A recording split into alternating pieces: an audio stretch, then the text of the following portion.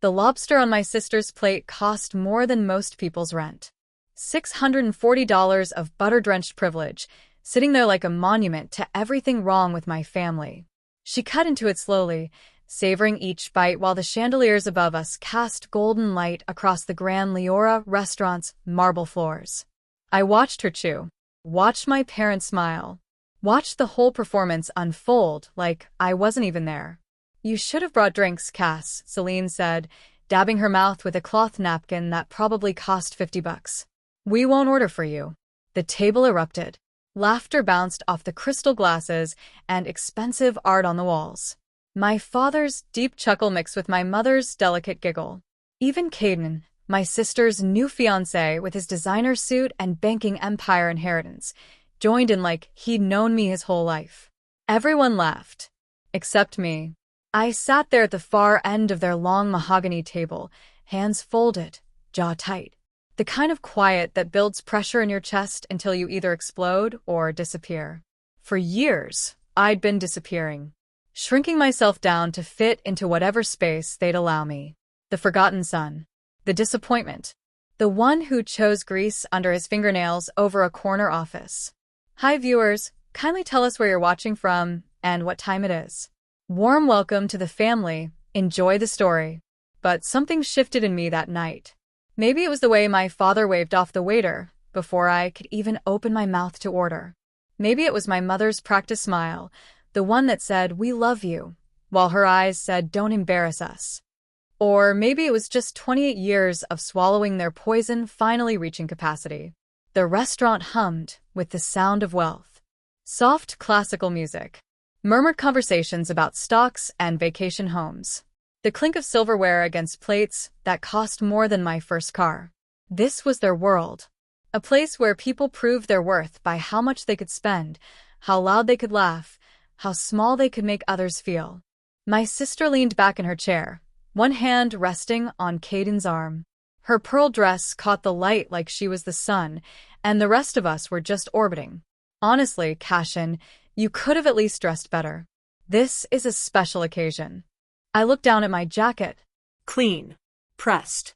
But worn at the edges from actual use instead of just hanging in a closet.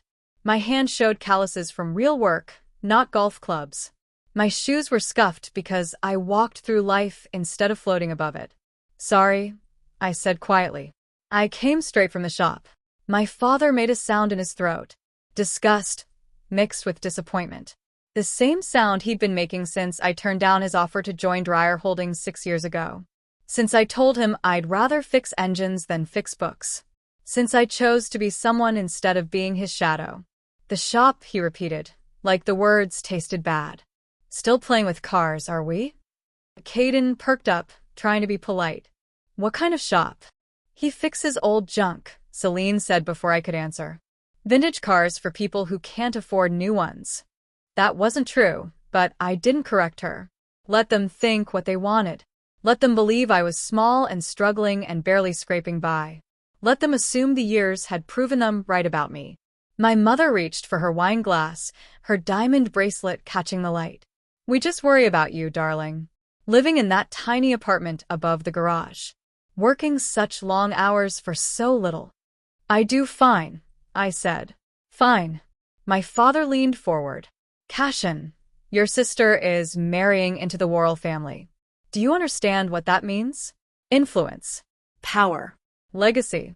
And He gestured vaguely at me. "You're content being invisible." The waiter appeared again, hovering near my father with the kind of patience only service workers master. "Sir, should I take the young man's order now?" My father lifted one hand. "We're not covering everyone tonight. He's on his own." Silence dropped like a curtain. Even the couple at the next table glanced over. My mother looked at her plate. Caden shifted uncomfortably. Celine just smiled, enjoying the show. I felt something crack inside me. Not break. Just crack. Like ice starting to split before the whole surface shatters. "Actually," I said, my voice cutting through the quiet, "I'm glad you're all here tonight." My father frowned. "What?" I reached into my jacket, fingers brushing against the folder I'd been carrying for 3 months. The folder that contained everything they'd tried to bury. Everything my grandfather wanted someone to find. I have something to announce. The laughter was gone now, replaced by confusion, annoyance, a flicker of something that might have been fear in my mother's eyes. Celine rolled hers. Please don't make this dramatic, Cass. I pulled the folder out slowly, set it on the table between the champagne glasses and bread baskets. Let them see the official stamps, the legal letterhead, the copies of documents with their signatures bleeding through. Oh, I said softly. It's not dramatic. My father's jaw tightened. His hand moved toward the folder like he wanted to grab it, hide it, make it disappear. It's just the truth. What would you do if your family treated you like you didn't matter? Would you stay silent? Or would you finally speak up? I wasn't always the invisible son. There was a time when my father looked at me like I mattered. When my mother's smile reached her eyes. When Celine and I actually played together instead of performing for an audience. That was before the money really hit. Before my parents turned my grandfather's legacy into their personal stage. I was 12 when everything changed. My grandfather Elias died that spring, leaving behind a manufacturing company he'd built from nothing. Started in a barn with borrowed tools and a dream that hard work could feed a family. He taught me how to use a wrench before I could ride a bike. Showed me that fixing something broken was more valuable than buying something new. Cashin, he'd say, his hands covered in oil and dirt. Real wealth isn't what you own. It's who you help. My father didn't see it that way. The day after the funeral, he started talking about expansion, investments, rebranding. Within a year, Dryer Manufacturing became Dryer Holdings. The barn workshop got demolished for a corporate office. The employees who'd worked with my grandfather for decades got replaced by executives in suits. My mother started hosting charity galas. Not to help people, to be seen helping people. She'd wear dresses that cost thousands while serving meals to the homeless, making sure photographers caught every angle. Celine was 14 then, old enough to understand the game and young enough to love it. She became their star player. Perfect grades. Perfect friends. Perfect smile that could sell anything, especially the lie that we were still good people. I tried to play along. Wore the right clothes to their events. Said the right things to their important friends. Pretended I didn't notice how fake it all felt. But I couldn't shake my grandfather's voice in my head. His lessons about integrity. About using your hands to build instead of your mouth to take. About measuring success by how many people you lifted up, not how many you climbed over. By 16, I was spending more time in auto shop class than at home. My father called it a phase. My mother called it embarrassing. Celine just called me weird. Why would you want to be a mechanic? She asked once, genuine confusion on her face. We have people for that. That sentence told me everything. We have people for that. Like work was beneath us. Like the people who actually kept the world running were somehow less than. I stopped trying to fit into their mold after that. Stopped pretending I wanted what they wanted. My grades stayed decent but not perfect. My friends came from regular families, not country clubs. My hands got dirty and stayed that way. The real break came when I was 22. Fresh out of college with a business degree I didn't want and a job offer at Dryer Holdings I definitely didn't want. My father laid it out over dinner. Vice President of Operations.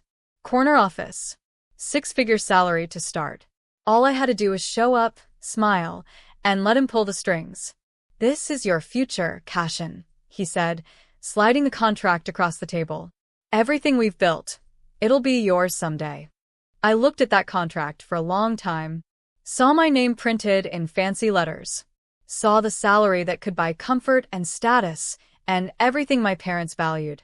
Then I saw my grandfather's face. Remembered his workshop. The smell of metal and honest sweat. The satisfaction of fixing something with your own 2 hands. I can't, I said quietly. My father's face went hard. What do you mean you can't? I mean I don't want this. Any of it. My mother gasped like I'd slapped her. Celine just stared, unable to process why anyone would turn down easy money. You're throwing away your future, my father said, his voice ice cold. For what? To waste your life in some garage. To build my own life, I said. Not inherit yours. He stood up so fast his chair fell over. Then you're on your own. Don't come crying to us when you fail. I didn't cry. I left. Moved into a tiny apartment above a garage on the edge of town. Started fixing cars for people who actually needed them fixed, not collected. Built something small but real. My parents cut me off completely. No more family dinners unless it was some obligation they couldn't avoid. No more calls just to check in. I became the son they mentioned in embarrassed whispers. The disappointment. The one who chose wrong. Celine still texted sometimes, usually when she needed something or wanted to remind me how much better her life was going. A college at an elite university. Internship at a prestigious firm. Engagement to a man whose last name opened doors. And me? I fixed engines. Came home smelling like oil. Ate cheap meals and paid my bills on time. My parents saw failure. I saw freedom. But freedom came with a price. Loneliness. Doubt. Nights wondering if they were right. If I'd thrown away everything for nothing. Then I found my grandfather's letter. The one that changed everything. It was tucked in a box of his old tools my grandmother had given me before she passed. A sealed envelope with my name written in his shaky handwriting. Inside, a note and a key to a safety deposit box. The note said, "For the one who remembers who we were. Open this when you're ready to see who they became." I opened that box 3 years after he died. Inside were documents. Bank statements. Transfer records. Emails with my father's signature at the bottom. Proof that my parents had been stealing from the Dreyer Foundation for years. Millions of dollars meant for veterans, widows, families in need. All of it redirected into offshore accounts. Private investments. Their own pockets. My hands shook reading through it. Page after page of betrayal. Of greed dressed up as charity. Of my grandfather's name being used to cover their crimes.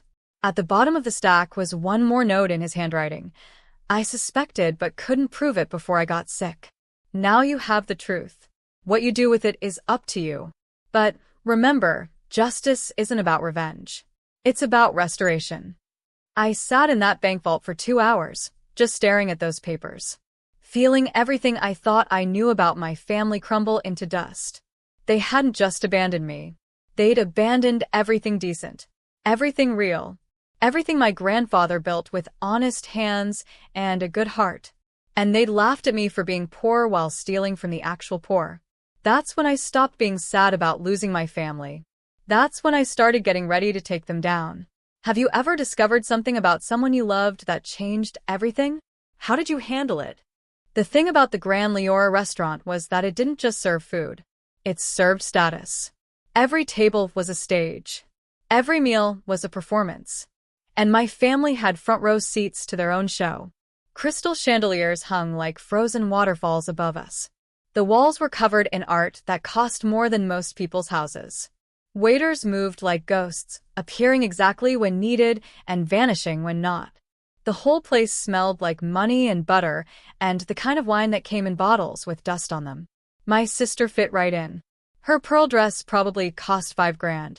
Her engagement ring caught the light every time she moved her hand, which she did often, making sure everyone saw it, making sure everyone knew she'd won some kind of prize. Caden sat beside her looking like he'd been born in a suit. Perfect hair, perfect teeth, perfect pedigree. His family owned half the banks in the state. Old money meeting new money. A merger disguised as love. My parents basked in it all like they'd personally arranged the sunset. My mother kept touching her necklace, a diamond thing my father bought her last year. Probably with stolen charity money, though she'd never know it. Or maybe she would, and just wouldn't care. My father held court at the head of the table, telling stories about business deals and important people he knew. Every sentence was a flex. Every laugh was calculated. He'd turned conversation into currency, and he was spending it all tonight. I sat at the far end watching the show. The forgotten audience member who wasn't supposed to speak. Just smile. Just nod. Just be grateful they'd invited me at all. The waiter brought out their meals first. My sister's lobster and steak combo that cost $640. My father's prime rib. My mother's seafood tower. Caden's whatever the hell rich people ate when they wanted to impress each other. My spot at the table stayed empty. No plate. No silverware. Just space where a meal should have been. So, Cashin, Caden said, trying to be polite in that way rich people do when they're slumming.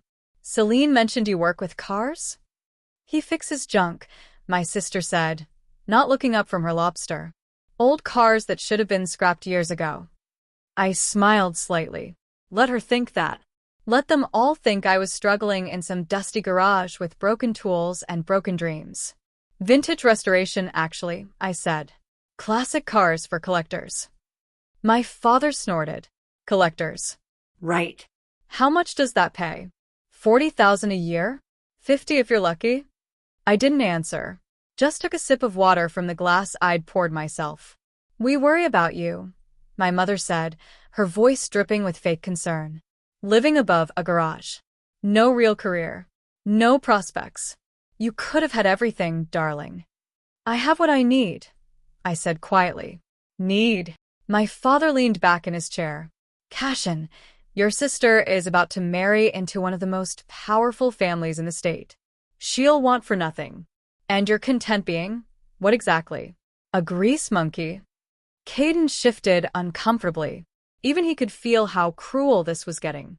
But Celine just smiled. She'd always enjoyed watching me get torn down. Made her feel taller somehow. At least I tried to help you, my father continued. Offered you a real position. Real money. A future. You threw it in my face. I chose differently, I said. You chose poverty, my mother added. And pride. Such a waste. The table went quiet for a moment. Just the sound of silverware on expensive plates.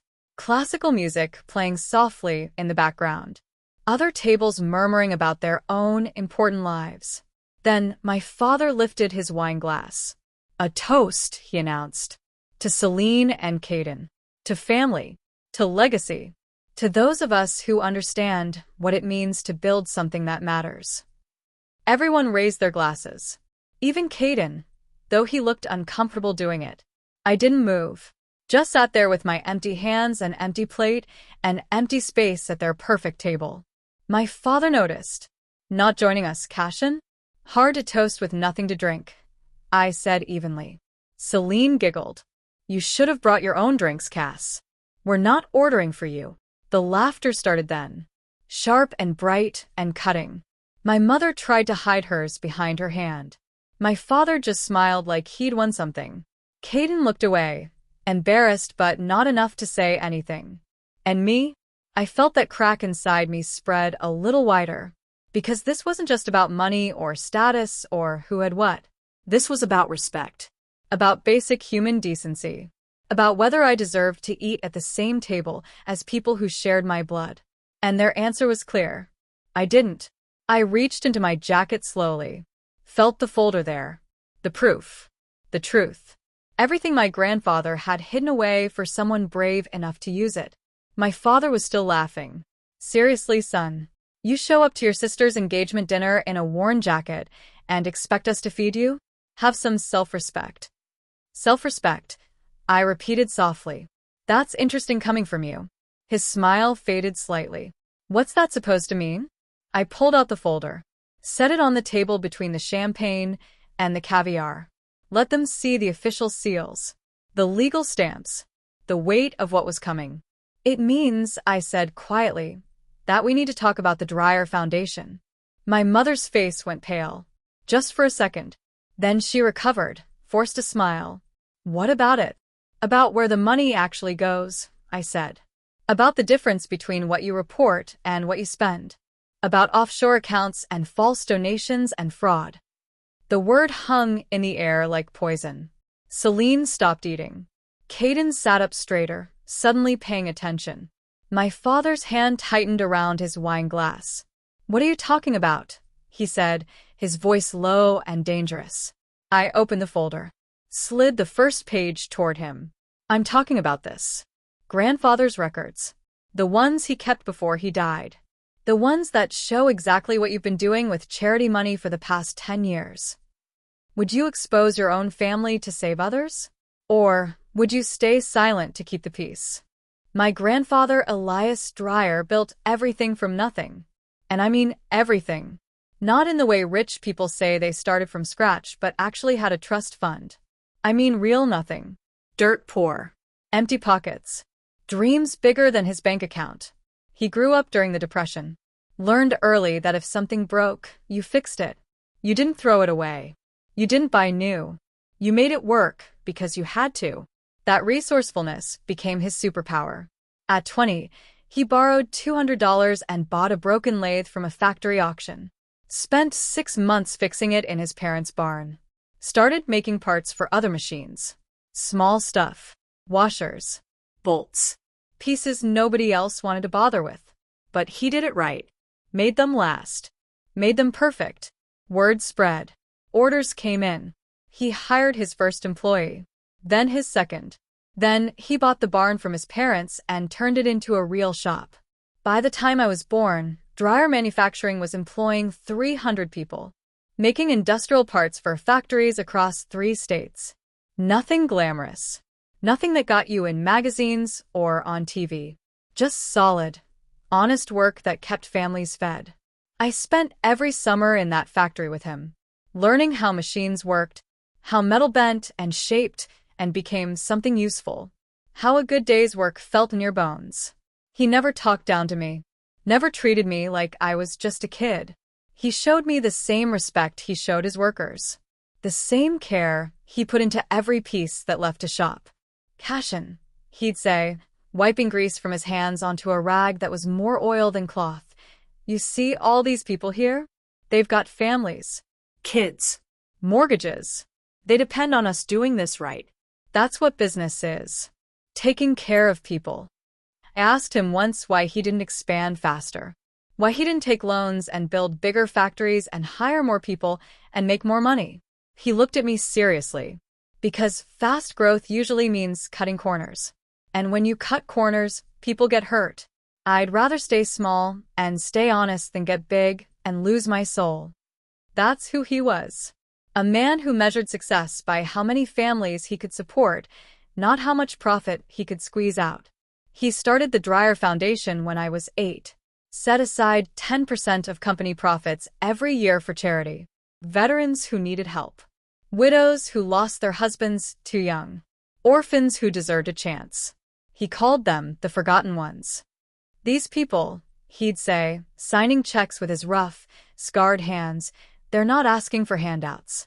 They just need someone to remember they exist. To give them dignity. That's what money should do. Give people dignity. My father was already working at the company then, learning the business. Or, at least pretending to. He'd wear suits to the factory, complain about the dirt, talk about modernization and efficiency, and all the buzzwords he'd learned in business school. My grandfather would just nod and keep working. He knew what my father was. He just hoped it wouldn't matter. Hoped the values would stick. Hoped blood would mean something. He was wrong. When my grandfather got sick, pancreatic cancer that ate through him in 6 months, my father immediately started planning. Not grieving. Planning. I heard him talking to my mother about expansion opportunities. About selling off divisions. About rebranding. Before my grandfather even died. I was 12. Old enough to understand what I was hearing. Old enough to feel sick about it.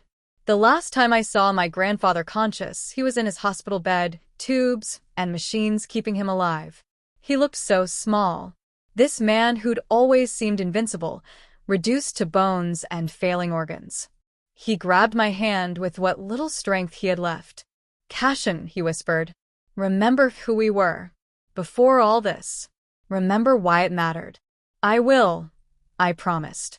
"Your father." He paused, coughed, struggled to breathe. "He's not a bad man. Just a lost one. The money changes people. Makes them forget what's real." "I won't forget," I said. He smiled faintly. "I know you won't. That's why I'm leaving you something. Not money. Something better. The truth." He died 3 days later. The funeral was huge. People from all over came to pay respects. Workers who'd spent decades with him. families he'd helped through the foundation, veterans he'd supported, all of them with real tears and real grief. My father wore black and accepted condolences like he was running for office. My mother played the grieving daughter-in-law perfectly. Celine was too young to fake it, so she just looked bored. I cried, really cried, because I knew what we'd lost, what they'd never understand we'd lost. After the funeral, my father started dismantling everything.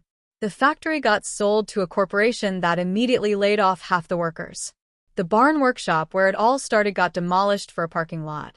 The foundation continued, but under my parents' control now. And that's when they started stealing. It wasn't obvious at first. The foundation still did events, still wrote checks, still looked good on paper. But the amounts got smaller. The recipients got fewer. The money flowed differently. My grandfather had left detailed records, instructions for how the foundation should run, who to help, how to verify need, how to maintain integrity. My parents ignored all of it. They turned charity into networking, helped people who could help them back, wrote off expenses that had nothing to do with the mission. Slowly, quietly, started moving money into private accounts. By the time I turned 18, they'd stolen millions. And nobody knew. Nobody checked. Nobody cared enough to look deeper than the polished surface. Except my grandfather had suspected. Toward the end, when he was too sick to stop it but still sharp enough to see it coming, he'd started keeping his own records. Hiding proof. Building a case for someone who'd actually use it. He left it all in a safety deposit box with my name on it. The key came in a box of his old tools my grandmother gave me before she passed. A simple note, for the one who remembers who we were. I didn't open it right away. Didn't feel ready. Didn't want to know what might be inside. Sometimes ignorance feels safer than truth. But 3 years after he died, struggling in my tiny apartment above the garage, wondering if I'd made the right choice walking away from their world, I went to that bank, used that key, opened that box, and found my purpose. Page after page of evidence. Bank statements showing money transferred from foundation accounts to private ones. Emails discussing internal reallocations and necessary expenses that were clearly personal.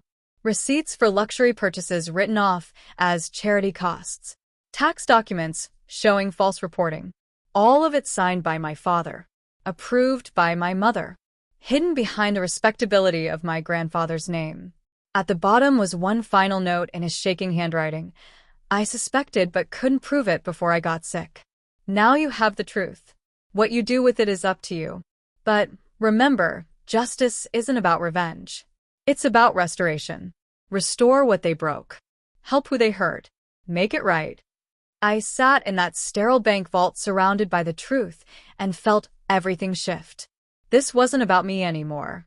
Wasn't about my pride or my hurt feelings or proving I'd made the right choice. This was about the veterans who got denied help because my parents spent the money on vacation homes. I didn't go to the police right away. Didn't call a lawyer or blow the whistle or do any of the dramatic things you see in movies. Because real justice isn't quick.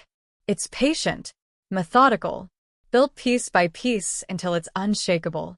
Instead, I did something smarter. I called Harold Keene. Harold had been my grandfather's accountant for 40 years. Worked with him since the barn days. A quiet man with wire glasses and a mind like a calculator. He'd retired 2 years after my grandfather died. Couldn't stomach working for my father.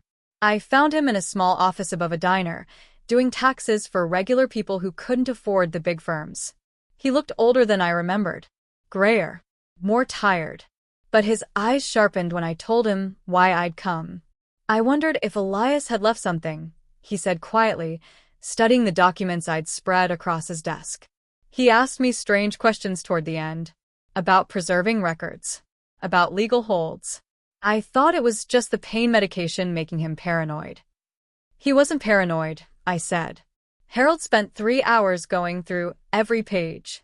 Making notes. Cross-referencing dates. Building timelines. Finally, he looked up at me with something like sadness in his eyes. Your father stole over $7 million, he said flatly. And that's just what I can see here. Probably more in accounts we haven't found yet. 7 million. The number hit me like a truck. I'd known it was bad. Hadn't realized it was that bad. Can we prove it? I asked. In court? Maybe. But it'll take time. We need to trace every transaction. Build an ironclad case. One mistake and their lawyers will tear it apart. He paused. And Cashin, this will destroy your family. You understand that. I thought about my sister's laugh at that restaurant. My father's casual cruelty. My mother's fake concern. The way they'd cut me from their lives like I was the problem. They destroyed themselves, I said. I'm just making sure everyone else knows it. Harold nodded slowly.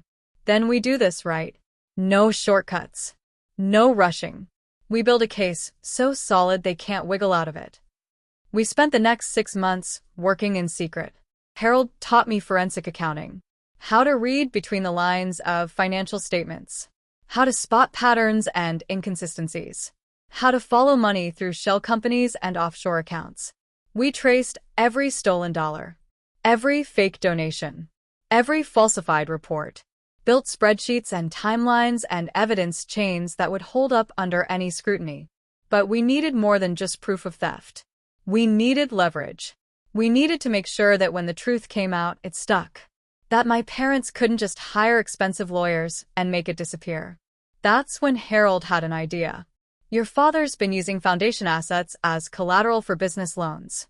If we could acquire those debts. I understood immediately. We could force their hand. Exactly. They can't pay what they owe without liquidating everything. And if we hold that debt, we control the timeline. There was just one problem. I was a mechanic living above a garage. I didn't have the money to buy corporate debt. So I built it. My restoration shop had always done decent business. Enough to pay bills and save a little. But I started expanding. Working longer hours. Taking bigger projects. Classic cars for wealthy collectors who paid premium prices for quality work. I hired 2 employees. Then 4. Started specializing in rare European models that required expertise most shops didn't have. Built a reputation for perfection. For cars that ran like new after 50 years of sitting. Word spread in the right circles. The same circles my father wanted to impress. Rich people who valued craftsmanship over status. Who appreciated real skill over fake smiles. Within 2 years, my little garage was making serious money. Not millions, but enough. Enough to invest. Enough to buy into things. I created a shell company.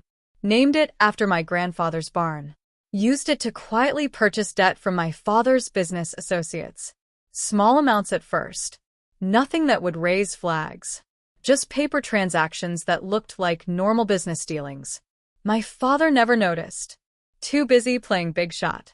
Too convinced I was beneath his concern. By year 3, I owned enough of Dryer Holdings debt to matter. And I'd made sure every penny of it was secured against company assets. Including the foundation accounts. Harold checked my work constantly. Making sure everything was legal. Making sure we hadn't cut corners. Making sure when this house of cards fell, I'd be standing on solid ground. You're ready, he said finally, 6 months before that dinner. You have the evidence. You have the leverage.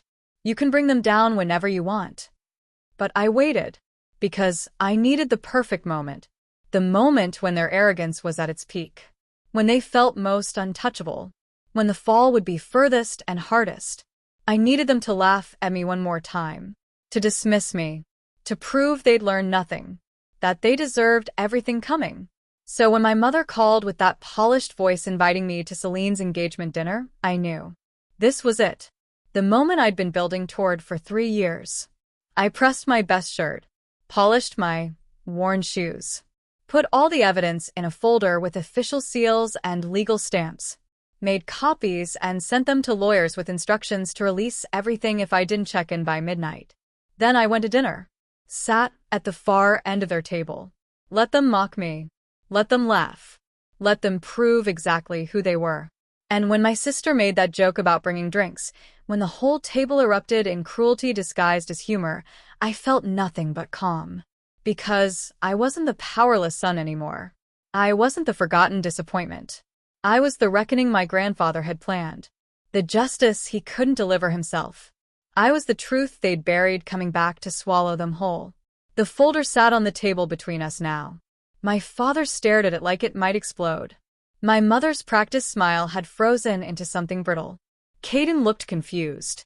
Celine had stopped eating her $600 lobster. "What is this?" my father demanded, his voice tight. I opened it slowly, pulled out the first document, set it in front of him where he couldn't avoid seeing his own signature at the bottom. "This," I said quietly, "is everything you thought you'd gotten away with. When you finally get the chance to expose the truth, do you take it, even knowing it will change everything forever?" Building my company from nothing taught me something my father never understood. Real power doesn't announce itself. It waits. It accumulates. It strikes when nobody's watching. While my family was busy hosting galas and posting photos of their charitable works, I was in my garage 12 hours a day, covered in grease, breathing in paint fumes, turning rust into gold. That first year after finding my grandfather's evidence, I took every job I could get. A 1967 Mustang that had been sitting in someone's barn for 20 years. A Porsche 911 that needed a complete engine rebuild. A Jaguar E-Type with more problems than parts. I worked alone at first. Couldn't afford help. Couldn't trust anyone with what I was really building toward. Just me and the machines and the slow, steady progress of turning broken things into something beautiful. The work was meditation. Every bolt I tightened. Every panel I restored. Every engine I brought back to life.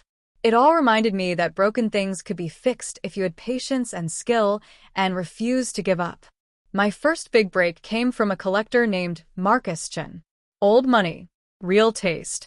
He'd heard about my work through a friend and brought me a 1961 Ferrari that looked like it had been through a war. Everyone else said it couldn't be saved, he told me, running his hand over the rusted hood. "But I heard you don't give up on things." I didn't. Spent 4 months on that car. Tracked down original parts from 3 different countries. Fabricated pieces that didn't exist anymore. Made that Ferrari run like it did the day it rolled off the assembly line. When Marcus picked it up, he cried. Actually cried. "This was my father's car," he said quietly. "I thought I'd lost it forever." He paid me triple what I'd quoted. Then he told all his friends. Within 6 months, I had more work than I could handle. Wealthy collectors who valued craftsmanship, who understood that some things were worth saving, no matter the cost. I hired my first employee, then my second, expanded the garage, bought better tools, started specializing in European classics that required expertise most American shops didn't have. The irony wasn't lost on me. My father had spent his whole life chasing respect from rich people. I earned it by actually being good at something. By year 2, I wasn't just restoring cars. I was building relationships. These wealthy collectors, they talked about investments, about opportunities, about who owed what to whom.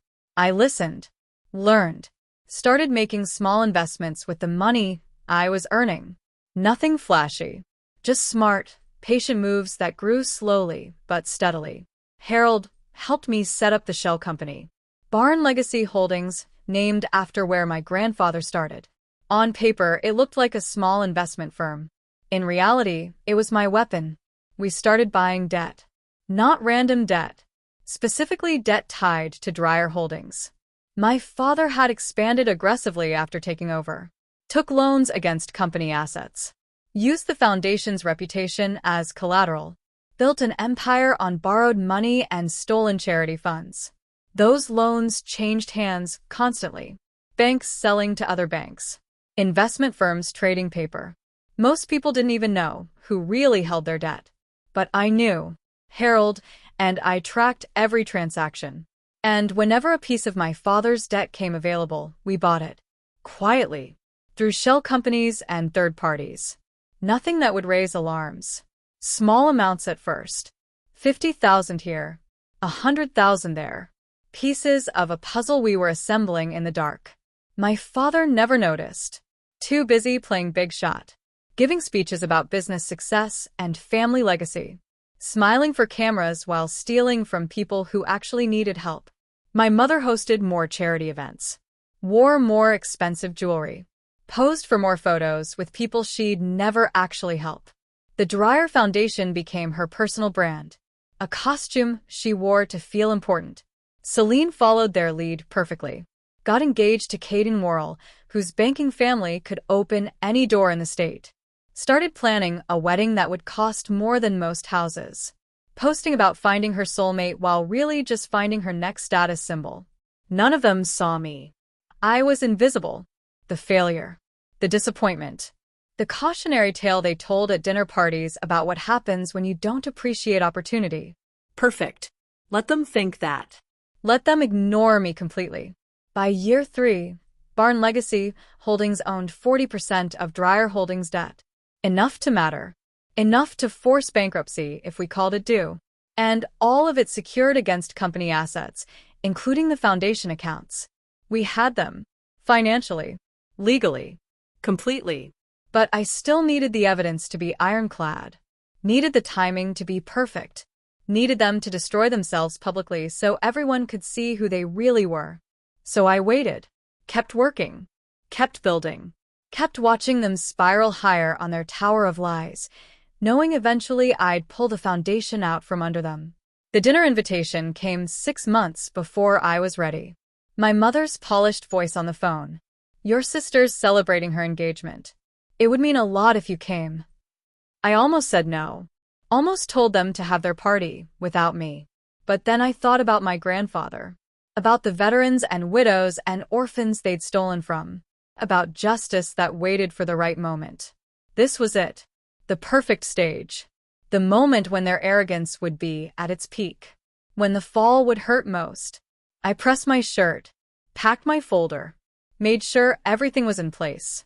Sent copies of all evidence to 3 different lawyers with instructions to release everything at midnight if I didn't check in. Then I went to their perfect dinner at their perfect restaurant and let them treat me like garbage one last time. Because sometimes the best revenge isn't loud or angry. It's watching people destroy themselves while thinking they're winning. My father's signature sat on that document between us now. Black ink on white paper. Proof of what he'd done. Who he'd hurt. What he'd stolen. He stared at it like it might disappear if he didn't blink. Like reality might shift and save him. It wouldn't. I'd made sure of that. 3 years of patient work. Of building leverage. Of waiting for this exact moment. This is fake, he said finally, but his voice shook. You forged these. I pulled out another document. Then another. Bank statements. Email records. Transfer receipts. All with his signature. All with dates and amounts that matched perfectly. I didn't forge anything, I said calmly. Grandfather kept records. And I finished what he started. My mother's hand trembled as she reached for her wine glass. You can't do this to your own family. You did this to yourselves, I said. I'm just making sure everyone else knows. What would you sacrifice to expose corruption, even if it meant losing your family forever? The folder sat open on the table like a wound. Paper spread between the champagne glasses and expensive plates. Evidence of $7 million stolen from people who actually needed it. From veterans. From widows. From orphans. My father's face had gone from red to white. That angry color draining into something closer to fear. His hand hovered over the documents like he wanted to grab them, hide them, make them disappear. But he couldn't. Because everyone at the table had already seen them. Including Caden Worrell, whose banking family would definitely be interested in fraud this obvious.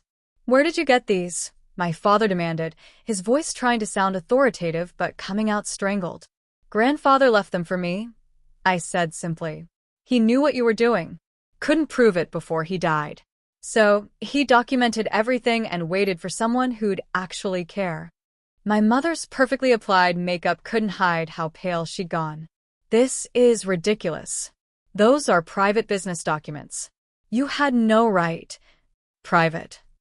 I interrupted softly. These are foundation records. Public charity documents. Nothing private about stealing from veterans, Mom. Celine finally found her voice. You're lying. Dad wouldn't. I slid another page toward her.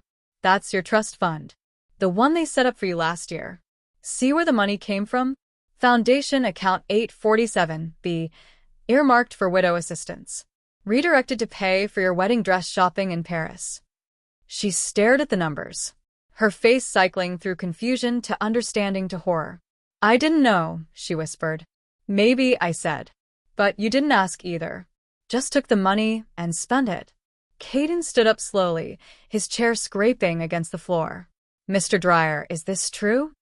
My father's jaw clenched. It's complicated. Business requires certain reallocations. We fully intended to steal millions? Caden's voice was ice.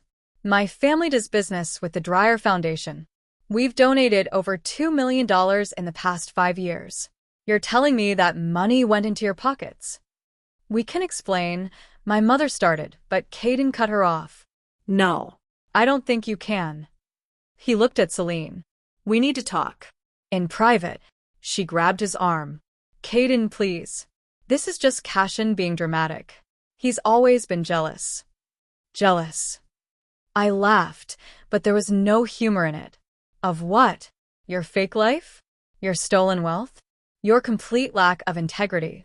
My father slammed his hand on the table. Glasses rattled. Other diners looked over. That's enough. This is a family matter. No, I said quietly. This is a criminal matter. And it stopped being family the moment you decided I wasn't worth feeding. The waiter appeared then, perfect timing, holding a small tray with the check. He approached my father carefully, like approaching a bomb. Your bill, sir. My father grabbed for his wallet, pulled out his black card with the confidence of a man who'd never been denied anything, handed it over without even looking at the total. The waiter disappeared. We sat in silence. My mother staring at her plate, Celine gripping Caden's arm like a lifeline. My father glaring at me, with pure hatred. The waiter returned, his face apologetic. I'm sorry, sir. Your card has been declined. Time stopped. Just for a second. Long enough for those words to sink in. What? My father's voice was sharp. That's impossible. Try it again. The waiter nodded, disappeared. Came back 2 minutes later. I tried it twice, sir. It's not processing. Do you have another card? My mother fumbled for her purse, pulled out her own card, gold with her name embossed, handed it over with shaking hands.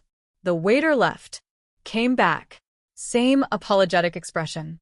I'm sorry, ma'am. This one is also declined. Panic flashed across my mother's face. That can't be right. There's over $1 million in that account. There was, I said calmly, until about 2 hours ago. Everyone turned to stare at me. What did you do? My father's voice was barely a whisper. I leaned back in my chair. I called in your debts. All of them. Every loan. Every line of credit. Every dollar you borrowed to build your empire. I paused. Turns out I own most of those debts now. And as of 2 hours ago, they're all due. Immediately. My father's face went white. You can't do that. I just did. And since you can't pay, I've initiated foreclosure proceedings on all assets secured by those loans. Which includes pretty much everything. The house. The company. And especially the foundation accounts. No, my mother breathed. You're bluffing.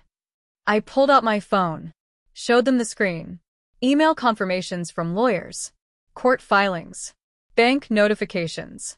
All time-stamped from earlier that evening. I'm not bluffing. I'm finishing what grandfather started. Celine's voice cracked. Cashin, please. You can't do this to us. I'm not doing this to you, I said, meeting her eyes. I'm doing this for everyone you hurt. For the veteran who got denied medical assistance because dad needed a new boat. For the widow who lost her home because mom needed another diamond bracelet. For the orphans who stayed hungry because you needed a $600 lobster. Caden stepped back from the table. Celine, we need to go. Now. Caden, wait. No. His voice was firm. My family will not be associated with fraud, with theft, with any of this. He looked at my parents, Consider our engagement dissolved. And expect a call from our lawyers about those donations we made. He walked away. Celine tried to follow, heels clicking desperately on marble floors. Caden, please. But he was gone. Out the door. Out of her life. Taking with him all the status and security she'd counted on. My sister turned back to us, mascara starting to run. This is your fault, she hissed at me. You ruined everything. No, I said quietly. They did. I just made sure everyone could see it. My father stood up slowly, trembling with rage. You think you've won? You think this is over? It is over, I said. The state regulators have everything. The board of directors has everything. Every news outlet in the state will have everything by tomorrow morning. I stood to face him. You're finished. And you did it to yourselves. My mother started crying. Real tears this time, not the performed kind. We're your family. How could you? I looked at her. This woman who'd given me life but never really loved me. Who'd measured my worth by my bank account and found me lacking. Who'd laughed when they refused to feed me. You stopped being my family, I said softly, the moment you chose cruelty over kindness. Status over souls. Money over everything that actually matters. I pulled out my own wallet, placed enough cash on the table to cover their meal twice over. One last dinner on me. After this, you'll need to learn what it's like to earn your food. I walked toward the exit. Behind me, I heard my mother sobbing, my father cursing, my sister's voice rising in desperate questions nobody could answer.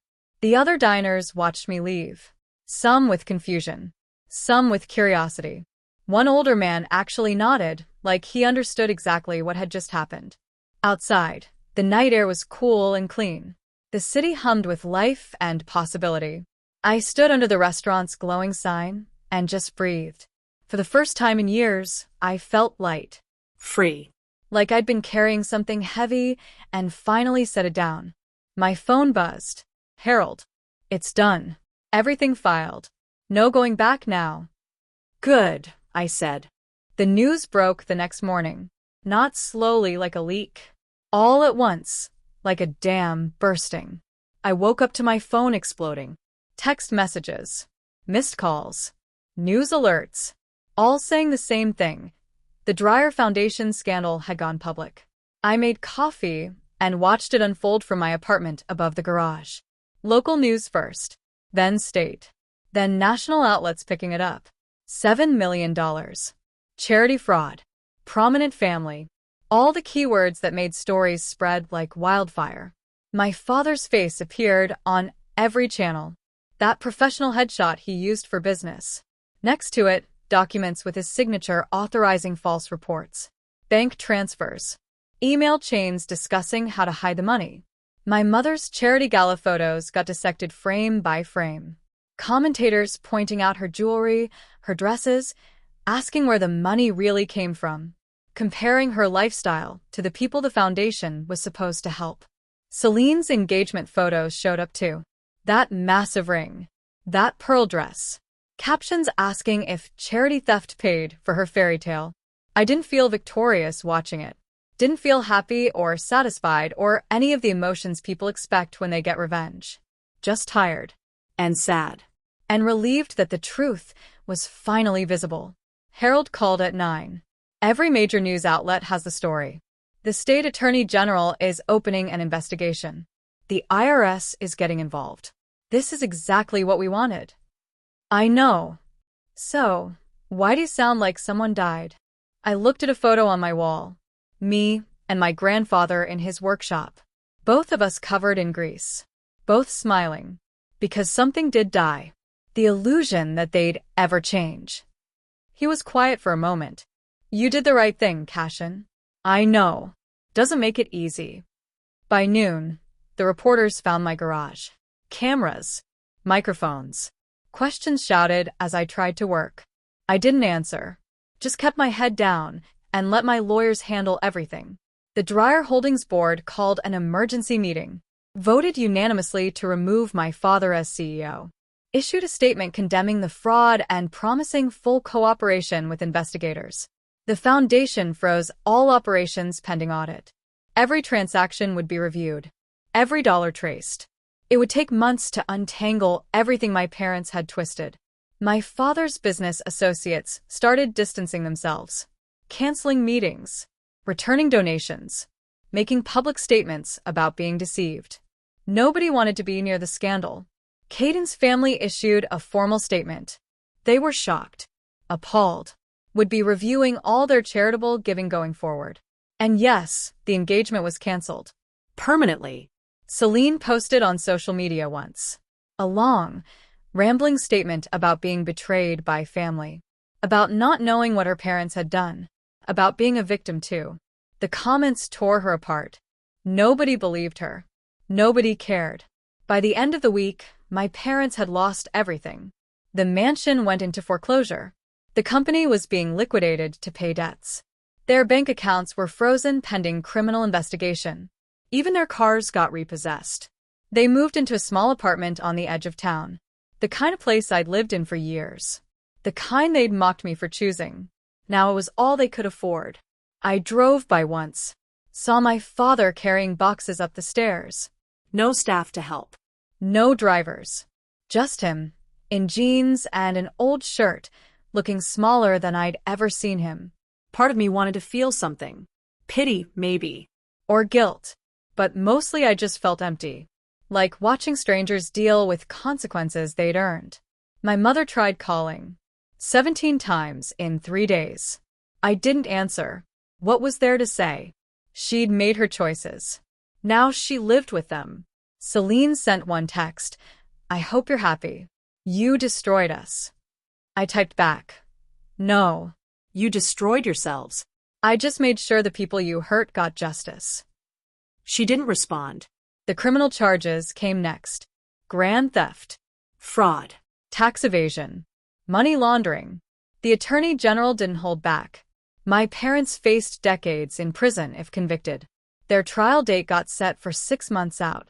Plenty of time for them to understand how badly they'd miscalculated. How thoroughly they'd lost. Meanwhile, the foundation started rebuilding. New board. New leadership. New mission statement focused on actually helping people instead of helping themselves. Harold volunteered to oversee it temporarily. We brought in accountants and lawyers, and people who actually cared about doing good instead of looking good. The first thing we did was identify everyone who'd been denied help because my parents stole the money. Veterans who couldn't get medical assistance. Widows who lost homes. Orphans who aged out of foster care without support.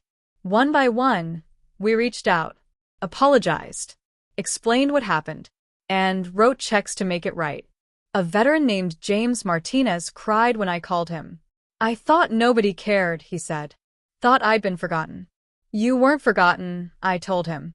You were stolen from, and I'm sorry it took this long to fix.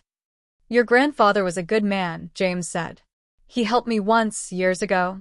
Gave me a job when nobody else would. I'm glad someone remembered what he believed in. I remembered, I said quietly. Yeah, James replied. I can tell. Those calls were hard. Hearing story after story of people my parents hurt. People who'd fallen through cracks that shouldn't exist. People who deserved better from a foundation that claimed to care. But making it right felt good.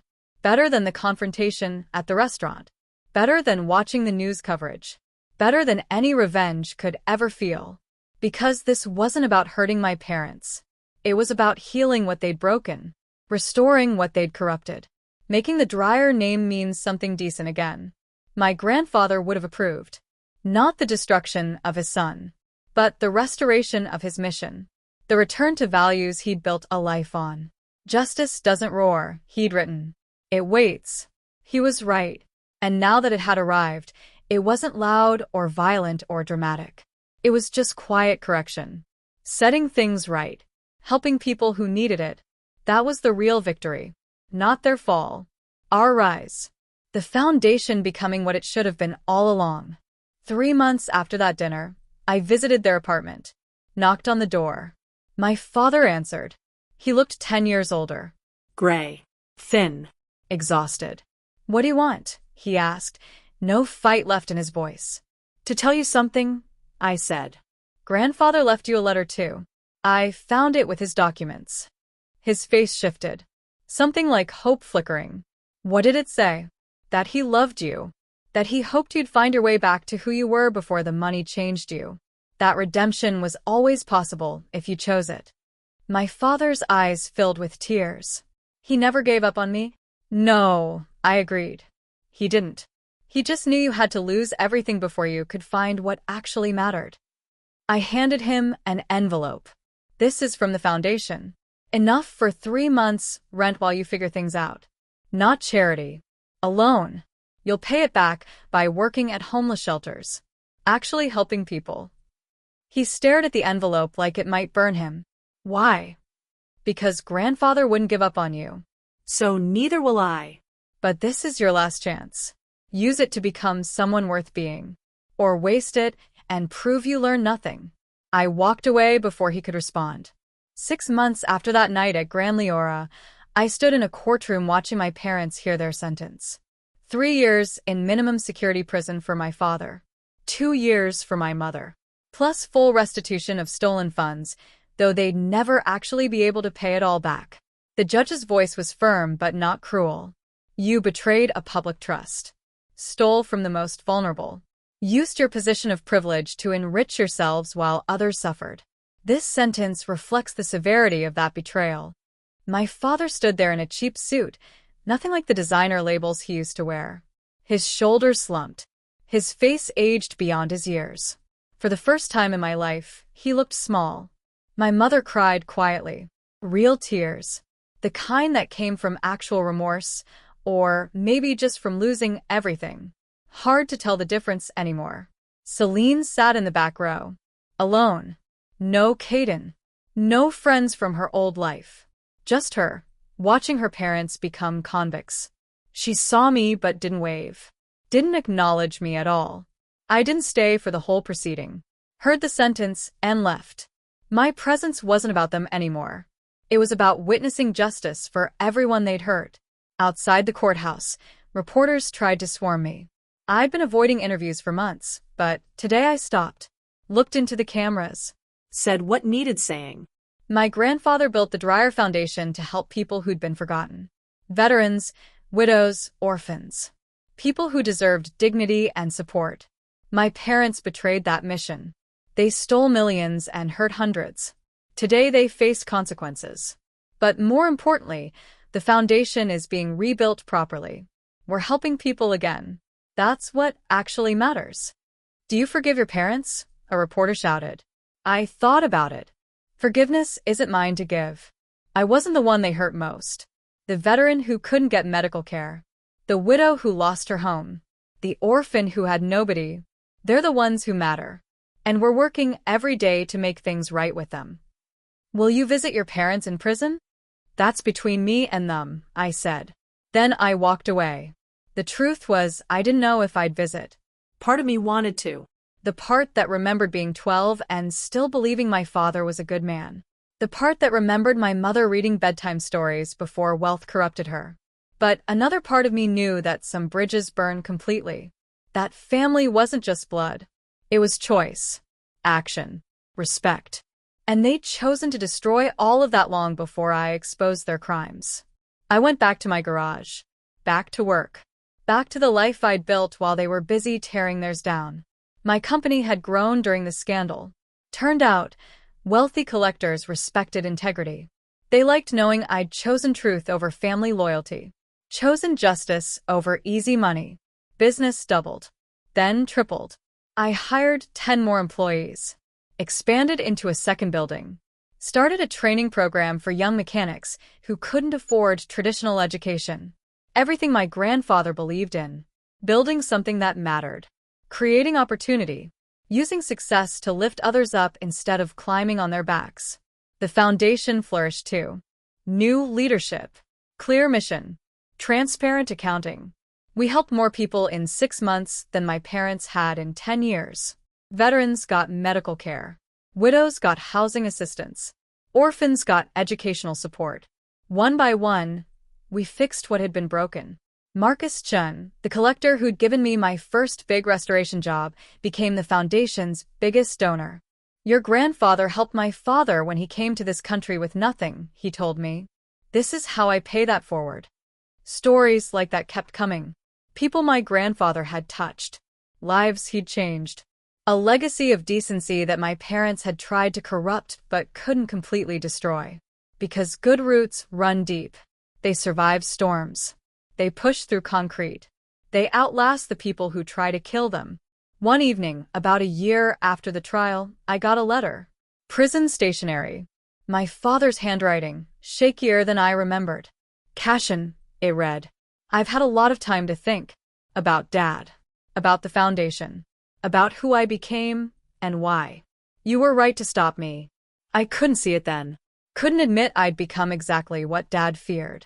But every day in here, working in the prison workshop, fixing things with my hands like he used to, I remember who we were, what we were supposed to be. I don't expect forgiveness. Don't deserve it. But I wanted you to know. You kept his legacy alive. I killed it. And I'm sorry. Not because I got caught. Because I forgot what actually mattered. Your father, for whatever that's still worth. I read that letter 3 times. Looking for manipulation. For some angle. For proof he was still playing games. But all I found was exhaustion. Regret. The sound of a man finally understanding what he'd lost. I didn't write back immediately. Needed time to process. To decide if redemption was real or just another performance. Eventually, I did respond. Kept it simple. Grandfather never gave up on people. Neither will I. But words mean nothing without action. Show me who you're becoming. Then maybe we'll talk. I didn't know if he'd actually change. If prison would transform him, or just make him bitter. If he'd come out ready to rebuild or ready to blame. That wasn't my problem anymore. I'd done my part. Exposed the truth. Restored the foundation. Kept my promise to my grandfather. Whatever my father chose now was his responsibility. His journey. His chance to prove he'd learned something. Mine continued. Building my company. Growing the foundation. Helping people who needed it. Living a life my grandfather would have been proud of. Some nights I'd visit his grave. Place that silver wrench on his headstone. Tell him about the people we'd helped. The lives we'd changed. The legacy we'd protected. I did it, I'd say. Kept the promise. Made it right. They're learning what you tried to teach them. And the people you cared about, they're being cared for now. The wind would rustle through the trees. The sun would set. And I'd feel, just for a moment, like he was there. Smiling. Proud. Not because I destroyed my parents, but because I'd restored what they broke. Chosen healing over hurting. Built instead of torn down. Justice doesn't roar. It waits. And when it finally arrives, it doesn't destroy. It corrects. It heals. It makes things right. That night at the restaurant felt like a lifetime ago. The laughter. The cruelty. The moment everything changed. They'd told me to bring my own drinks. That they wouldn't order for me. That I didn't deserve a seat at their table. Turned out, I didn't need their table. I'd built my own. And filled it with people who understood what my grandfather knew all along. That real wealth isn't what you own. It's who you help. What you build. How many lives you touch with kindness instead of cruelty. My parents learned that lesson too late. Lost everything trying to gain the world. Sold their souls for status that crumbled the moment truth arrived. But maybe, just maybe, losing everything was what they needed to find what actually mattered. Time would tell. For now, I had work to do. People to help. A legacy to protect. And a promise to keep. When you finally get justice, does it feel like you imagined? Or does peace come from something else entirely? 3 years after that dinner, I visited my grandfather's grave on a cold October morning. The leaves were gold and red, falling like memories across the grass. I carried the silver wrench we'd used together in his workshop when I was 8, the one that taught me how to fix broken things. His stone was simple, his name, his years, and the words he'd chosen, built with hands. Lived with heart. I placed the wrench down and sat beside it. They got out last month. I said softly. Mom and Dad. Served their time. They're working now, Dad in construction, Mom volunteering. Maybe it's real change. Maybe it's just survival. But they're trying. The wind whispered through the trees. Celine called yesterday. First time in years. She's teaching now, making little money, but she said she finally gets what you tried to teach us. She's sorry. The foundation was thriving, helping 50 families a month, paying medical bills, providing housing and education. Marcus Chen had donated another $1 million, saying Grandpa once saved his father when no one else would. Generosity echoing through generations. My own company had grown too. We'd just restored a 1948 Tucker, rebuilt it from rust into beauty. I thought about that night at the restaurant, how angry I'd been, how I'd wanted revenge. But Grandpa had been right. Justice wasn't about vengeance, it was about restoration. Fixing what's broken. Making things right for everyone, not just yourself. I kept your promise, I said. Protected your legacy. Made the Dryer name mean something good again by building, not destroying. The wrench glinted in sunlight. They're not who they were, but they're learning. Learning that real wealth is measured in lives touched, not dollars counted. I smiled faintly. And me? I'm good. Better than good. I've got work I love, people I'm helping, a life built on values instead of vanity. Everything you wanted for me. When I stood, a bird took flight, leaves drifted down, and time moved forward. Thank you, I whispered, for teaching me what mattered, for proving one person can make a difference. Back at my truck, my phone buzzed, herald from the foundation. New family needs help. Veteran. 3 kids. Medical bills. Approve? Approve it, I texted back. Because that's what Grandpa would have said. That was justice. Quiet, steady restoration. At the garage, the air smelled of oil and hope. My team was hard at work restoring cars, just like Grandpa's barn once had been. I looked at the photo of us on my wall, both grinning, covered in grease. We did it, I told him. Not perfectly, not easily, but we did it. Then the phone rang, an unfamiliar number. My father's voice came through, older, hesitant. I heard you donated tools to the community center's workshop, he said. For teaching kids. I did. Thank you, he whispered. That's what Dad would have wanted. I know. That's why I did it. He hesitated, voice trembling. I don't expect forgiveness, but I'm trying to be someone he wouldn't be ashamed of. Then keep trying, I said. Every day. Yeah, he breathed. I will. When the call ended, I stared at the phone, wondering if redemption was real. Maybe.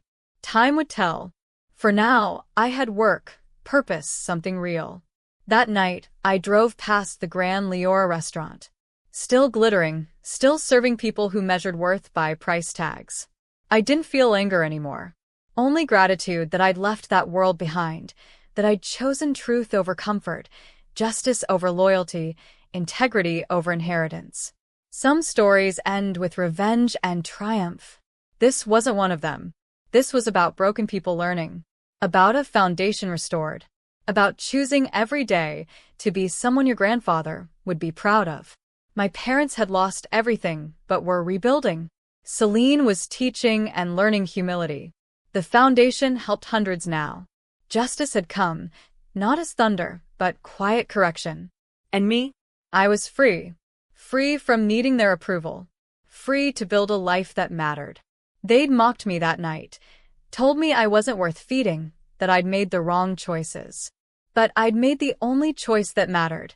My grandfather's legacy over their corruption, integrity over inheritance.